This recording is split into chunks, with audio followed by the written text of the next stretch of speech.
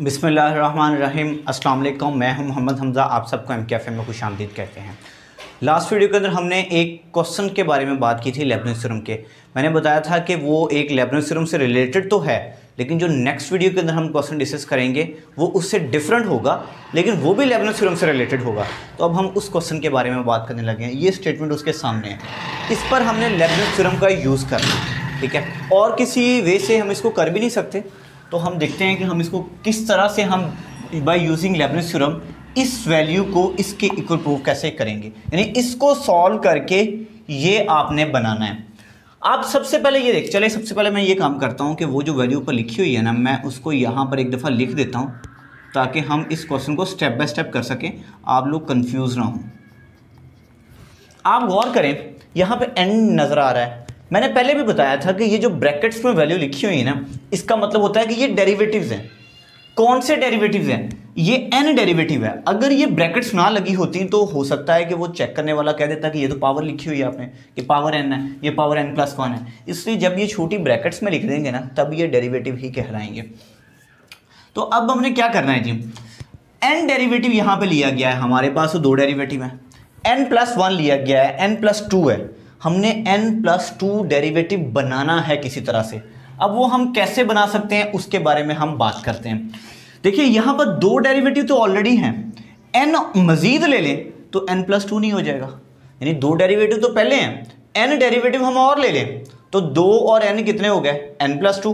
तो इसी तरह एक डेरिवेटिव इधर है, n और ले लें, n प्लस वन हो जाएगा। और यहाँ पे कोई डेरिवेटिव नहीं है, and direct n he derivative लेंगे। मींस कि हमने सबसे पहला काम ये करना है कि दोनों तरफ का n डेरिवेटिव लेना है, taking n derivatives on both sides. यहाँ पर इधर भी n डेरिवेटिव ले लिया, इधर भी n डेरिवेटिव ले लिया। अब इनमें से कौन सा फंक्शन f रखना है, कौन सा फंक्शन g रखना है, वो हमें साफ नज़र आ रहा है कि हम कौन सा रखेंगे। आपने ये राइट हैंड साइड जो जीरो है ना, इसका भी डेरिवेटिव लेना है, इसको आपने इग्नोर नहीं करना, ठीक है। आपको पता है, जो आपने यहाँ पे गौर करें, x की पावर 2 है, फिर x की पावर 1 होगी, फिर x गायब हो गया, यानी कि x कम होता जा रहा है, x की पावर जो है, ठीक है, 2, 1 और x की पावर 0।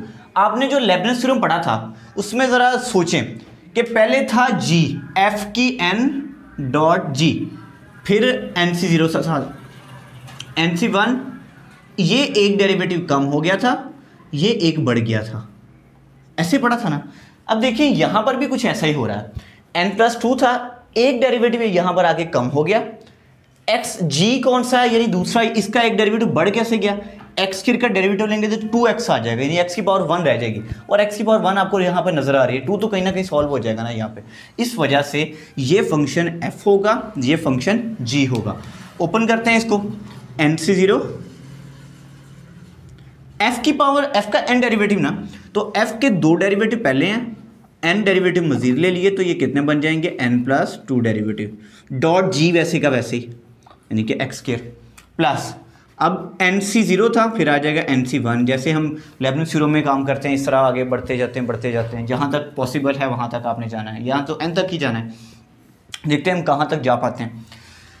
फिर क्या आएगा जी, यहाँ पे n प्लस टू है, आगे क्या हो जाएगा, पावर में डेरिवेटिव में एक कमी आ जाएगी, n प्लस वन। हम लेबनिज़ थ्योरम को फॉलो कर रहे हैं, और g का एक डेरिवेटिव बढ़ जाएगा, x स्क्वायर का डेरिवेटिव कितना आ जाएगा जी, 2x, ओके। उसके बाद हमने क्या करना है जी, nc1 था, अब आ जाए जी nc2, आगे चले गए, और nc2 की तरफ जब आए तो f ऑफ x का n प्लस वन डेरिवेटिव था, एक कम हो गया, n डेरिवेटिव रह गया, और g का एक और डेरिवेटिव बढ़ गया। ये पहला डेरिवेटिव लिया, आगे दूसरा डेरिवेटिव, 2x का डेरिवेटिव क्या आएगा, 2। आगे नहीं जाएंगे हम, क्योंकि 2 का डेरिवेटिव दोबारा जब लेंगे आगे जाके वो 0 हो जाएगा, तो वो सारे को 0 कर देगा। यहाँ तक आपने इसको सॉल्व कर दिया है। अब आप इसकी तरफ आ जाएं, प्लस इस पर आपने अलग से लगाना है, nc0,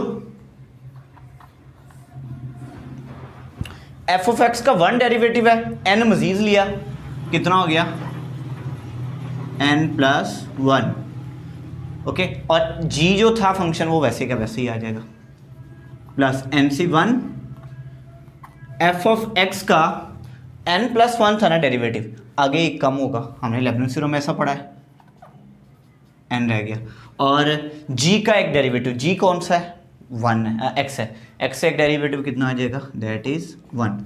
फिर ये f ऑफ x का n डेरिवेटिव, ये तो वैसे लिख देना ना क्योंकि ये है ही अकेला, दैट इज़ इक्वल टू 0। अब इसे सॉल्व कर देते हैं।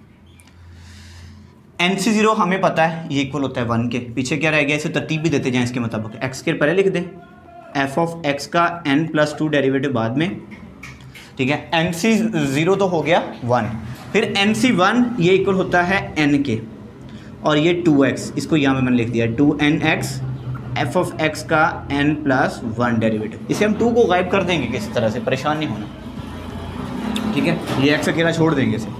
ये वाला NC2 मैंने पहले भी बताया पिछली वीडियो के अंदर, ये इक्वल होता है n into n-2 1/2 factorial, okay. और f ऑफ x का n, वैसे ही ऑफ x का n derivative into 2 plus NC0 equal होता है 1 के, फिर f ऑफ x का n+1 डेरिवेटिव, और ये वाला x वैसे ही, NC1 इक्वल होता है n के, और ये f ऑफ x का n derivative plus f of x का n derivative is equal to 0, ठीक है। मज़ीद इसको देखें सॉल्व हो रहा है, 2 का फैक्टोरियल 2 के इक्वल होता है, मैंने ये 2 इस 2 के साथ काट दिया, ये 1 तो ख़त्म ही हो जाएगा। x square f of x का n+2 डेरिवेटिव जो है ये एक दफ़ा ही आ रहा है, कहीं पे नहीं आ रहा, आपको नज़र कहीं पे नहीं आ रहा होगा, तो ये मैंने लिख दिया। अब n+1 डेरिवेटिव वाला इधर भी है इधर भी है, ये कॉमन ले लें। क्या कॉमन आ रहा है, एक तो x कॉमन आ रहा है, दूसरा f ऑफ x का n+1 डेरिवेटिव, ये भी इस तरह से, ये पूरा कॉमन निकाल लें। पीछे क्या बच गया 2n,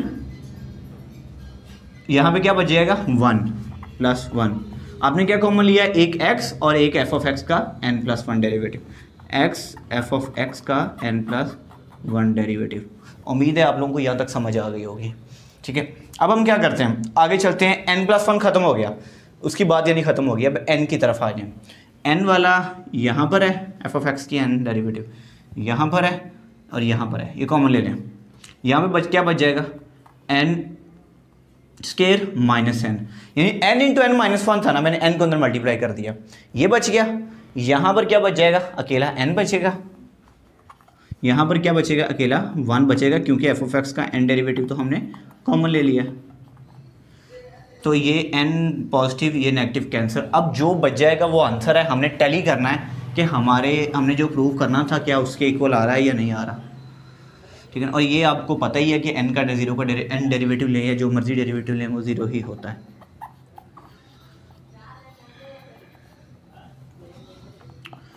to n+1 2x f of x का n+1 derivative plus n² + 1 f of x का n डेरिवेटिव। अब देखते हैं, देखें तो ये सेम वही चीज़ बन गई है जो कि हमें चाहिए थी, और यही चीज़ हमने प्रूव करनी थी। ये इंपॉर्टेंट है, असल में मैंने लिया थोड़ा सा शॉर्ट, इस तरह के लेंथी क्वेश्चंस भी हैं इसमें। तो शॉर्ट लेने का मकसद ये था कि आप लोगों को जल्दी समझ आ जाए कि हम, और आसानी से समझ आ जाए कि इस तरह के क्वेश्चंस को हमने कैसे करना है। अब जो बाकी क्वेश्चन रह जाते हैं ना लेबनिज़ थ्योरम के, वो आपकी असाइनमेंट है। अगर आप लोगों से वो नहीं हो पाती तो आप लोगों ने मुझे बताना है ताकि मैं दोबारा वीडियो बना दूं वो बड़े क्वेश्चंस पर। फिर ज़ाहिर सी बात है अगर इससे मिलते जुलते क्वेश्चन आप नहीं कर पाएंगे तो इट मीन्स कि मेरे समझाने में कोई कमी लाजमी तौर पर रह गई है, तो मुझे फिर कोई दोबारा वीडियो बनानी चाहिए और इस तरह की कोई और मुश्किल वाली एग्जाम्पल जो है उसको लेना चाहिए। तो आप लोग हमें सपोर्ट करें ताकि हम आप लोगों को ज़्यादा से ज़्यादा सपोर्ट कर सकें। आपको सपोर्ट करने के लिए क्या करना है, हमारे चैनल को सब्सक्राइब करना है, हमारी वीडियोस के लिंक को आगे अपने दोस्तों में ज़्यादा से ज़्यादा फैलाना है। जितनी ज़्यादा फैलेंगी उतना ही ज़्यादा मुझे फ़ायदा होगा, उतना ही ज़्यादा आप लोगों को फ़ायदा होगा। ठीक है, खुदा हाफिज़।